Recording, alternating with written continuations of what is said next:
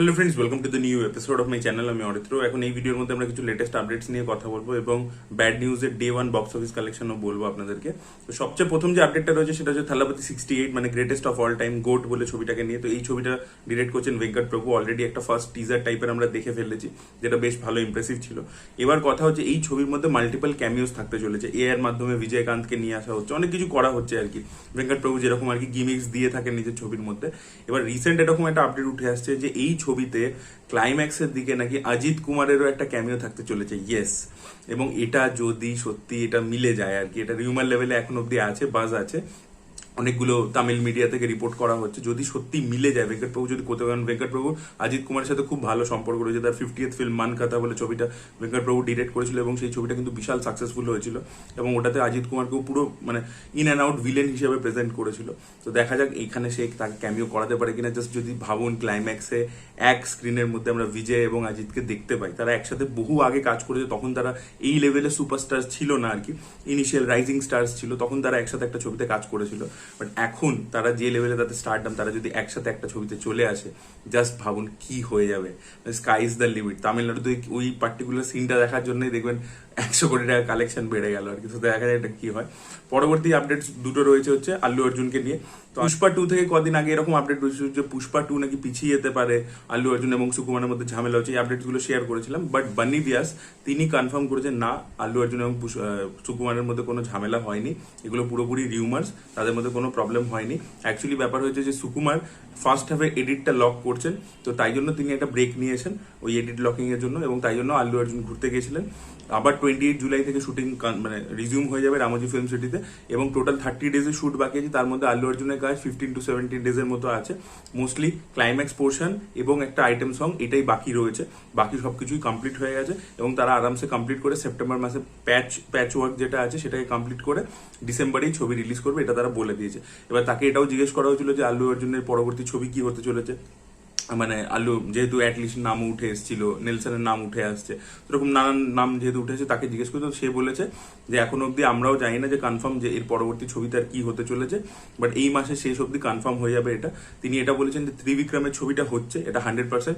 এই ছবিটার যে কনসেপ্টটা সেটার উপর ডিসকাশন করেছে ত্রিবিক্রম এবং আল্লু অর্জুন 2 বছর ধরে, 2 ইয়ার্স ধরে তারা এটা ডিসকাশন করছে, তারপরেই লক করেছে। এবং এটা কিন্তু বিশাল এক্সপেন্সিভ একটা ছবি হবে, মোস্ট এক্সপেন্সিভ ছবি হবে, সেরকম স্কেলেরই হবে, খুব ইউনিক নাকি একটা কনসেপ্ট। এবং এই ছবিটা প্রি প্রোডাকশনের টাইম লাগবে হচ্ছে 1.5 বছর, 1.5 ইয়ার্স টাইম লাগবে। এটা সময় সাপেক্ষ একটা ব্যাপার, এবং এটা ত্রিবিক্রমের ফার্স্ট প্যান ইন্ডিয়া ফিল্ম হবে, তো তারা সময় নিয়ে বানাতে চাইছে। তার মানে আল্লু অর্জুন মাঝে একটা ছবি করবে। এবার সেটা বোয়াপতি শ্রীনুর নাম উঠে এসেছিল, বিভিন্ন ডিরেক্টরের নাম উঠে এসছে বিভিন্ন সময়, তো সেটা মাইট বি হয়তো জুলাইতে বা অগস্টে আমরা জানতে পেরে যাব, হয়তো একটা অ্যানাউন্সমেন্টে চলে আসতে পারে যে আল্লু অর্জুনের এর পরবর্তী ছবি মানে পুষ্পা 2 এর পরবর্তী ছবিটা কি হতে চলেছে। লেটস সি কি হয়। পরবর্তী আপডেটটা হচ্ছে শাহিদ কাপুরের ছবি দেওয়াকে কেন্দ্র করে। তো এই ছবিটা নিজের রিলিজ ডেট জানিয়ে দিয়েছে 14 ফেব্রুয়ারি 2025 সালে এই ছবিটা রিলিজ করতে চলেছে। এটা মালায়ালম ফিল্মের রিমেক, পৃথ্বীরাজের একটা ছবি ছিল, সেটা রিমেক আর কি। তো দেখা যাক এই ছবিটা রিমেক হওয়া সত্ত্বেও বক্স অফিসে ভালো পারফর্ম করে কিনা। পরবর্তী আপডেটটা হচ্ছে ম্যামোটির আপকামিং ছবি নিয়ে। তো ম্যামোটি গৌতম বাসুদেব মেননের সাথে একটা ছবি করছেন, যে ছবিতে আমরা সামান্থাকেও দেখতে পেতে চলেছি। তো এখানে ম্যামোটির ক্যারেক্টারটা কি হবে তার ব্যাপারে আপডেট উঠে এসেছে। এখানে তিনি একজন প্রাইভেট ডিটেকটিভ প্লে করবেন, এবং যে ক্যারেক্টারটা অনেকটা শার্লক হোমসের থেকে ইন্সপায়ার্ড, এবং ক্যারেক্টারটার মধ্যে একটা কমিক ব্যাপারও থাকবে, একটা হিউমারাস আর কি ক্যারেক্টার হতে চলেছে। তো দেখা যাক ম্যামোটি পুরো যখন কমেডি করবে তাকে কেমন লাগবে এবং এই ছবিটা কিরকম রেসপন্স পায় আর। পরবর্তী আপডেট হচ্ছে সূর্যাকে কেন্দ্র করে। তো সূর্যা কানাডার ফিল্ম ইন্ডাস্ট্রির একজন ডিরেক্টর, যার নাম হচ্ছে নার্থন বলে, যিনি এর আগে মুফতি বলে ছবিটা বানিয়েছে, তার সাথে তার কথাবার্তা চলছে। কেভিএন প্রোডাকশন, তাদের প্রোডাকশন হাউসের আন্ডার, মানে যারা ইয়াসের টক্সিক বলে ছবিটা প্রডিউস করছে, তাদের প্রোডাকশন ব্যানারে তারা একসাথে একটা কাজ করতে পারে। তো দেখা যাক, এটা ইনিশিয়াল লেভেলে কথাবার্তা চলছে, বাট দেখা যাক কবে ফাইনালাইজ হয়, অ্যানাউন্সমেন্ট আসে কিনা। পরবর্তী আপডেটটা হচ্ছে লোকেশ কানারাজের কুলি বলে ছবিটাকে নিয়ে। চৌবিন শাহির, যাকে আপনারা মঞ্জুমেল বয়েসে দেখেছিলেন, আর এছাড়া প্রচুর মালায়ালাম ছবিতে দেখেছেন, খুব ভালো একজন অ্যাক্টর, যে মঞ্জুমেল বয়েসে আর কি ওই নিচে গিয়ে আর কি বাঁচায় আর কি ওর বন্ধুটাকে, তার কথা বলছি। তো সেই কুলি ছবির মধ্যে একটা ইম্পর্টেন্ট ক্যারেক্টার প্লে করতে চলেছে। এবার দেখা যাক, ফাহাদ ফাজিলকে একটা রোল অফার করেছিল কুলির মধ্যে, সে রিজেক্ট করে দিয়েছে। তো সেই রোলটাই শোভিন শাহিরের কাছে যায় কিনা সেটাই দেখার মতো বিষয় হবে। পরবর্তী আপডেটটা হচ্ছে স্পিরিট আবার ডিলে হতে চলেছে। ইয়েস, শোনা গেছিল প্রথমে সন্দীপ রেড্ডি বাংলা নিজে ইন্টারভিউর মধ্যে কনফার্ম করেছিলেন যে স্পিরিটের শুটিং আর কি 2024-এর শেষ থেকে শুরু হয়ে যাবে এবং 2025-এ আমরা ছবিটা দেখতে পাবো।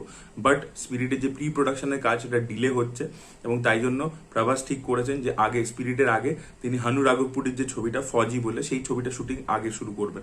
এখন এই মুহূর্তে প্রভাস হলিডেতে রয়েছে, হলিডেতে ফিরে তিনি রাজা সাহেবের বাকি পোর্শনটা কমপ্লিট করবেন। ওটা কমপ্লিট হয়ে যাওয়ার পরে অক্টোবর মাস থেকে তিনি হানু রাঘবপুরীর যে ছবিটা পিরিয়ড, একটা ওয়ার ফিল্ম আর কি, ব্রিটিশ ইন্ডিয়াতে বেসড আর কি, সেই ব্যাকড্রপে বেসড, তো সেই ছবিটা আগে স্টার্ট করে দেবেন অক্টোবর মাস থেকে। এবং স্পিরিটের শুটিং কিন্তু 2025-এ শিফট করে যাবে, তার মানে ছবিটা বেরোতে বেরোতে 2026 হয়ে যাবে, অনেকটাই লেট হবে আর কি। তো দেখা যাক কবে থেকে সন্দীপ রেড্ডি বাংলা স্পিরিটের শুটিং শুরু হয়। নাগার্জুনের ছবি না স্বামী রাঙ্গা, এই ছবিটা কালার সিনেপ্লেক্স এবং জিও সিনেমাতে প্রিমিয়ার হতে চলেছে 20 জুলাই থেকে। এবার যদি ব্যাড নিউজের ডে 1 কালেকশন নিয়ে কথা বলি, তো ডে 1-এ এই ছবিটার আর্লি এস্টিমেট যেটা উঠে আসছে সেটা হচ্ছে 8.5 crores। ইয়েস, এরকমই আর কি বলছে বিভিন্ন ট্রেড এক্সপার্টরা, যে 8.5 কোটি টাকার ওপেনিং করতে চলেছে ব্যাড নিউজ। এবার ভিকি কৌশলের কিন্তু একটা মানে এরকম অডিয়েন্স আছে, ফিক্সড একটা অডিয়েন্স আছে যারা কিন্তু ছবি দেখতে আসে।